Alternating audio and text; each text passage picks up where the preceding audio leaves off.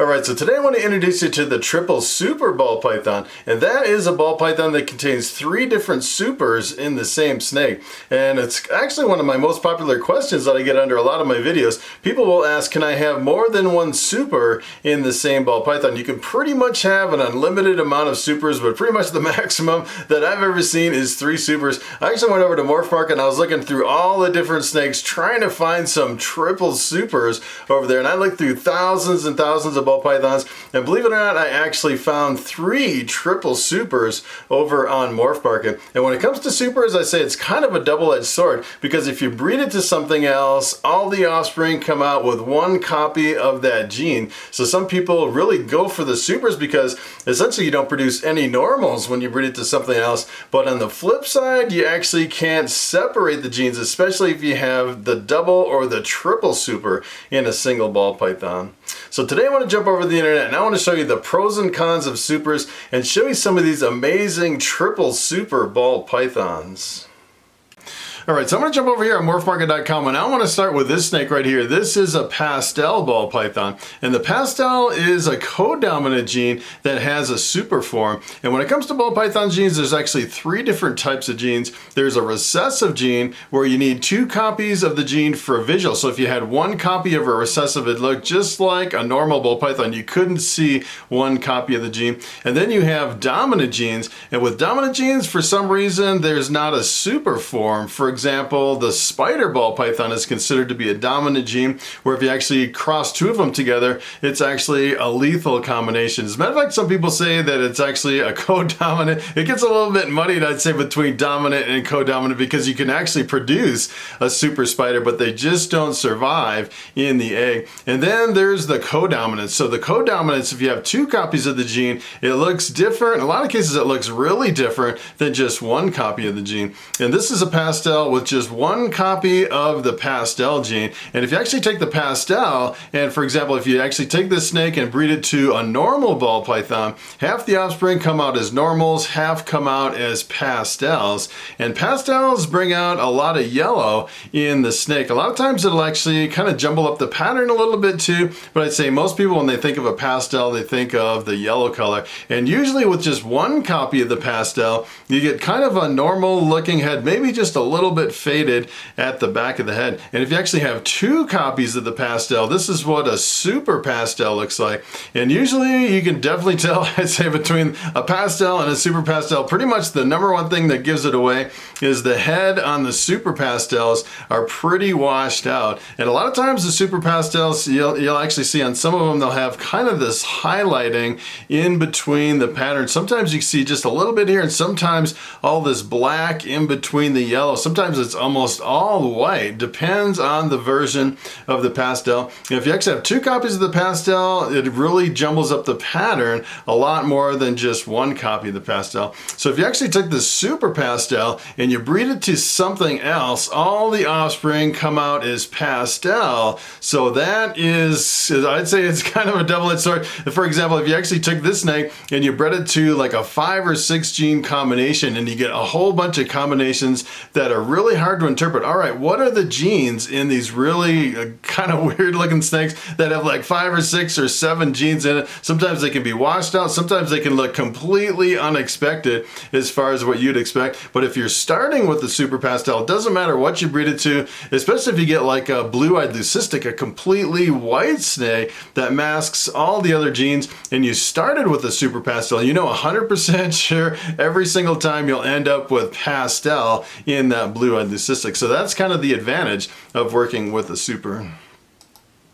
So take a look at this snake. This is actually a double super. I was actually looking over here at Morphmarket. It seems like there is quite a few double supers. This one is a super pastel, super enchi, and it has all these other genes in the mix. So if you actually took this and you bred it to something else, you would get a combination of enchi and pastel in every single offspring. And then you actually have the addition of the butter, the yellow belly, and the orange dream. The individual genes or multiple genes, depending on which which genes actually end up as far as kind of the statistics, as far as the odds of breeding this to something else. But here's the kind of the powerful part of this snake right here. So if you actually took this snake and you bred it to a normal, you know 100% of the time you'll actually get at least the super pastel Enchi combinations. And I actually pulled one up over here, and they're pretty bright snakes, the combination of these two genes, the pastel and the Enchi. So everything that you get in the whole clutch would at least have these two genes. And let me tell you, if you're actually looking at kind of the prices on some of these, you know, it really depends on the genes that you're using. But if you use two high-end supers and you breed it to something else, it can kind of increase the value of all your snakes that you're selling for that particular clutch. And kind of on the flip side, kind of the disadvantage of this, so for example, if you bred it to something else and you didn't necessarily want pastel in your offspring, you'd kind of be stuck with the pastel or the Enchi, depending on what look you're actually going for. And in this case, I'd say they work really well together, so I'd say there's no issue having pastel and Enchi. I think they work pretty good with just about any combination. Here's another one. Take a look at this. This is actually a triple super. It has three different supers in the mix. So this is the combination of the red axanthic. So the red axanthic's kind of tricky because usually when you think of an axanthic, you're thinking of a recessive mutation. But the red axanthic it's actually a co-dominant gene. You can see one copy of the red axanthic. It's called the het red. I'd say it's kind of a misnomer because usually when we talk about hets in Ball Python, we're talking about recessive genes, and it gets a little bit confusing. I say when it comes to Ball Pythons, we kind of have our own lingo as far as the terminology. Most people will say, yeah, just a single copy of pastel. It's actually heterozygous for pastel, although we don't call it het pastel in kind of the Ball Python lingo because we pretty much reserve the hets just for the recessive genes. It can get a little bit confusing. We're not really, going to, the extreme of the professional genetics when we talk about Ball Pythons. It's kind of a weird internal lingo that a lot of people use. But if you actually take a look at this one, it contains the red axanthic, the super orange dream, and the super pastel, and it also contains the yellow belly. So the interesting thing in this, if you took this and you bred it to something else, all the offspring would come out as pastel, orange dream, het red axanthic. And take a look at this. I actually pulled one up over here, and it's kind of an interesting combination. If you actually take a look at the genes in here, you actually have the orange dream, which is a really bright and flashy, usually like an orange yellow color, and then you have the pastel. And usually the orange dream pastels by themselves are really super bright. And then you add the het red axanthic, and a lot of times the het red will take your orange dream pastels and it'll convert it into almost an axanthic looking combination, which is pretty amazing. So kind of one of the disadvantages of this, I'd say, if you actually wanted to breed your snake to something else and produce an orange dream pastel and get a really flashy bright combination, you really couldn't do it using the triple super, although you could actually take the offspring and then you breed it to something else and you can do it that way. So I'd say it's kind of a double-edged sword. Although on all your offspring you'd actually get 3 genes in one. I haven't even looked at the price on this one. So this one is coming in at $250 actually. So that's Canadian dollars. I don't know what the the conversion for Canadian dollars to US dollars would be, but it's kind of interesting. If you breed, like a normal to something else, you have a possibility of getting normals. With a triple super, you'll actually get no chance of a normals, and pretty much all your snakes will be worth at least $250. So that is definitely an advantage, especially if you're selling all the offspring. You can definitely bring in a higher amount of money per clutch using something like this. So here's another one. I thought this was pretty interesting. This is actually called the triple threat. I don't know. As a matter of fact, you can actually go over here to Morphmarket and search for triple threat, and it'll bring up the snake. This is actually a triple super with the super pastel, the super vanilla, and the super black pastel. Kind of a crazy combination. All 3 genes together. It's almost like a black-eyed leucistic with all these. Although technically there's really no combination in here that would would make a black-eyed leucistic, although the super vanilla, the vanilla is allelic with fire, which is kind of interesting. So the super fires are all white, but usually the super vanillas are not all white, has kind of a scrambled up pattern, but maybe it's the combination of all these three together with the vanilla that's really close to the fire that is making the snake all white with black eyes. So if you actually took this snake and you bred it to something else, this is what you get. You would get all black pewter vanillas, which is a pretty interesting combination as far as what you'd end up with is your offspring. So I'd say if you're actually getting the triple threat and you're breeding into something else, you'd almost have to figure out which genes are in your triple super in order to kind of maximize the visual appearance of your offspring. So for example, if you actually wanted to take this and make some really amazing snakes, I would actually take this and breed it to like a pastel or a black pastel or a cinnamon. A lot of times with the pastels and the cinnamons, especially with the super pastels or the black pastel cinnamon combinations, you can get some real silver colored snakes, and sometimes you can get some completely patternless, crazy looking snakes using the combination of those genes. And the vanilla is pretty much, I'd say in a lot of cases, the vanilla acts kind of like fire, where it really brightens a lot of combinations, although the vanilla is completely different than the fire in most cases, especially if you're looking at the super vanilla compared to the super fire. So take a look at this one. I thought this was kind of the ultimate triple super that I found over here at Morphmarket, and it's actually just a possible triple super. So in this case, this is actually an ivory, which is a super yellow belly, and the super yellow belly is really visually dominant and can mask a lot of your other genes.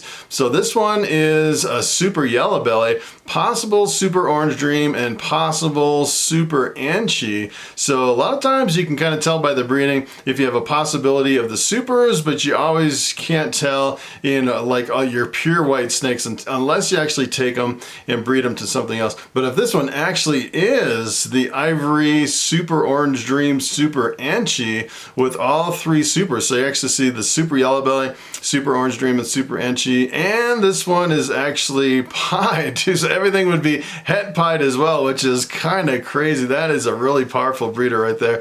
So if you actually took this and just bred it to a normal ball python, this is what you would get. You get really flashy snakes. So all these genes are real brightening genes. They make some really flashy combinations. The orange dream, especially the orange dream and the yellow belly, and then usually the enchi can really reduce the pattern as far as reducing the pattern in here, and the orange dream can reduce the pattern too, but a lot of times the enchi will bring out a lot of the oranges and can really brighten a lot of the combinations depending on what version of the enchi that you actually have. So I'd say this one, it really depends on what you're shooting for with some of these combinations. As a matter of fact, I'd probably get the triple threat and go for some real awesome dark combinations, and then I'd get this one to go for some really flashy combinations. Alright, so it is time for the question of the day.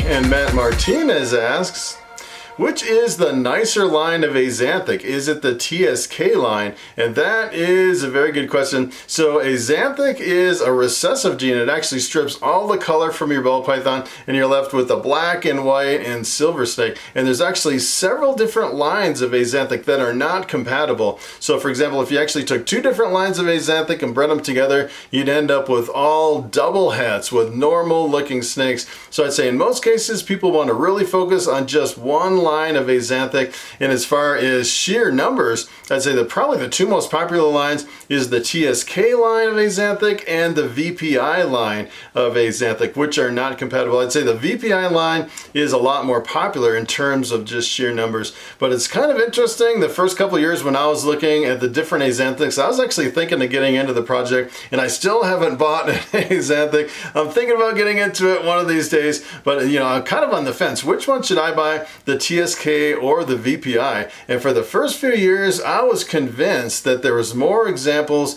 of the TSK line that were a lot brighter, until a few years later I actually started seeing some really impressive looking VPI axanthic combinations that were just as nice as some of the TSK lines. And what I later found out, within the TSK and within the VPI, there's different versions of the same gene. So you can have some VPIs that are nicer than other VPIs. Some of them are really bright and flashy as far as like a pure black and white and silver snake, and some of them can be a little browned out, and it's kind of the same thing within the TSK. And I'm convinced that within the TSK there's just a higher number of the nicer versions of the genes, and I think that's kind of what kind of leads people over to the TSKs versus the VPI. But let me tell you, I've actually seen some really breathtaking VPI axanthic combinations. So that is pretty much it. Thanks for watching, and I will see you in the next video.